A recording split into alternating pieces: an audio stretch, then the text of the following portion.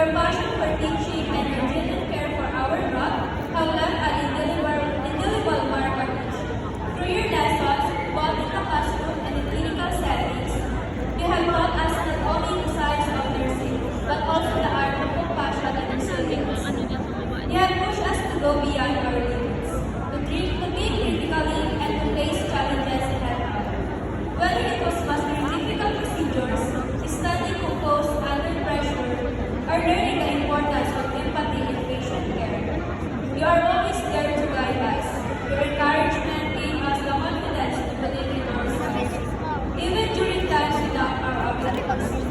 We know that being an educator in nursing is no easy task.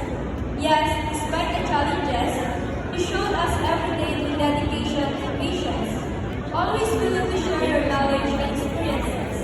Your mentorship had been a guidance of life, especially on days when the path felt uncertain. Today, as we wear our caps and pins, we do so with pride, knowing that we carry with us the lessons we have instilled in us. They have not just prepared us to be competent nurses, but also compassionate human beings who will strive to make difference in the lives of our patients. On behalf of my fellow student nurses, I would like to say thank you from the bottom of our hearts.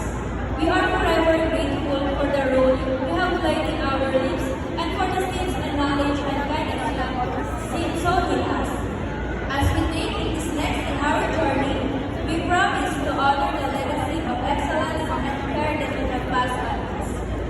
We will carry the values you have instilled in us into our future practice and make you proud as you serve in this noble profession.